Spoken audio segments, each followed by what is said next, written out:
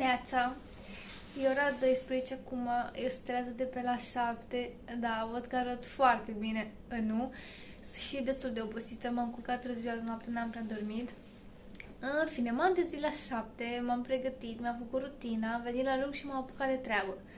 Acum că am un pic de timp liber, am zis să vorbesc cu voi, să vă spun ce facem. M-am apucat de fapt de un daily vlog, spuneți cum vreți, a treia oară când încep unul și de fiecare dată l-am lăsat.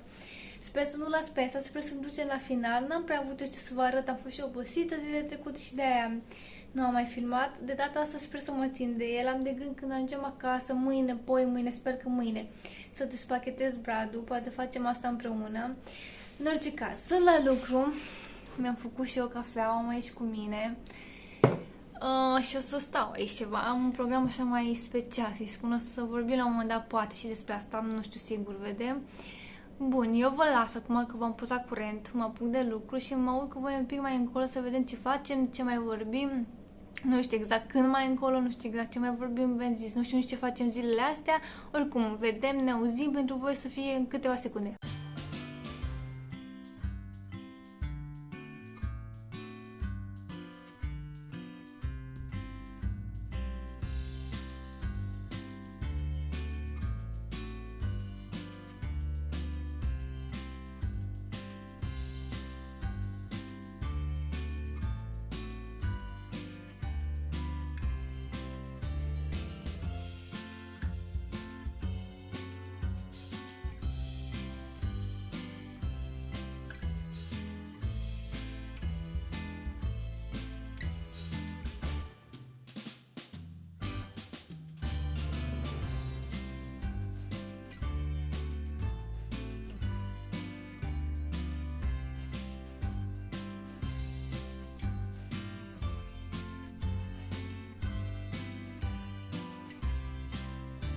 Hei, ce faceți?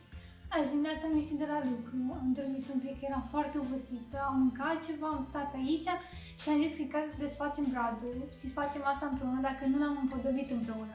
Eu zic să ne apucăm că o să dureze ceva, sunt foarte mândră de cum am ieșit, îmi place la nebunie, îmi plac toate globurile pe care le-am ales. Păsărelele astea sunt globurile mele preferate. Hopa! Hopa! Astea sunt globurile mele preferate.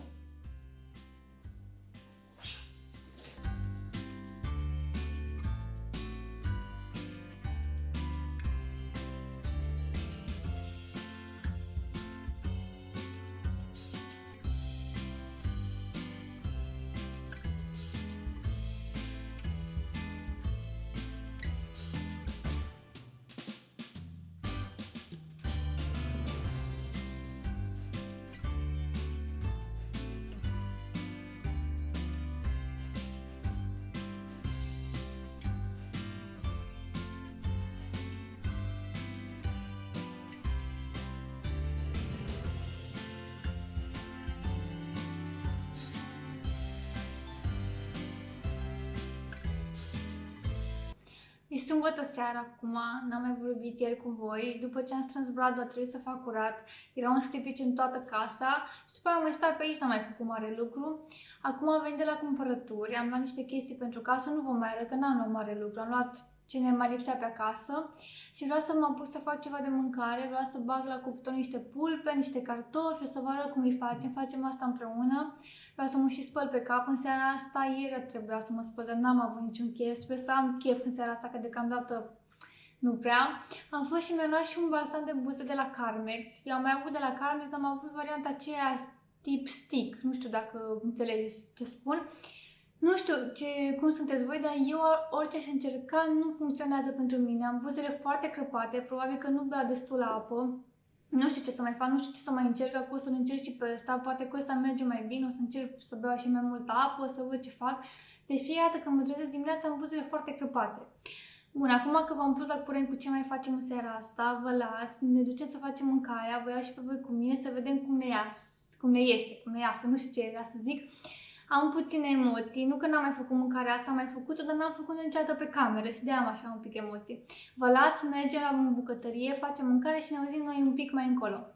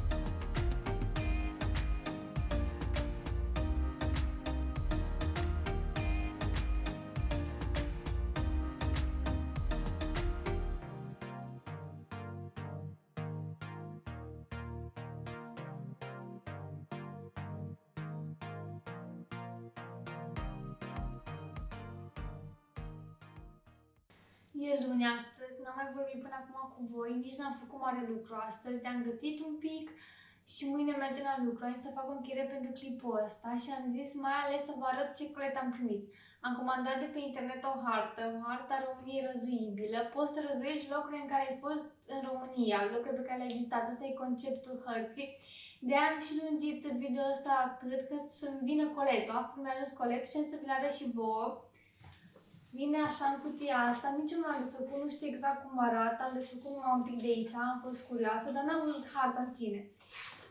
Ea vine într-un ambalaj de genul ăsta și înăuntru e harta, presupun.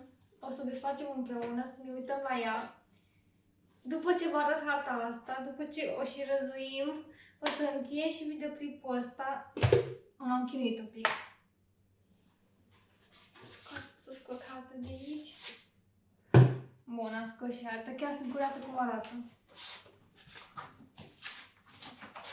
Dar văd că are un carton de protecție.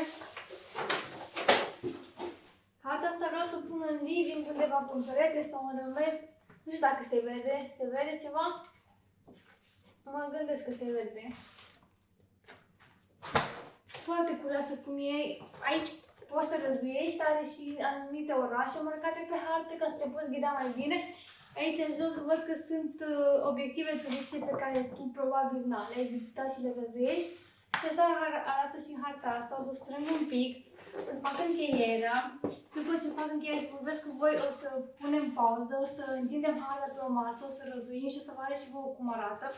Ăsta a fost videoclipul meu pentru astăzi. Sper că vă place, sper că vă plac genul ăsta de vloguri, daily vlog, nu știu cum să le numesc.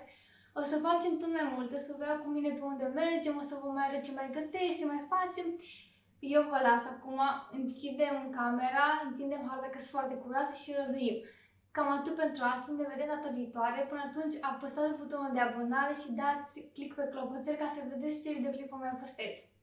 Pa, pa!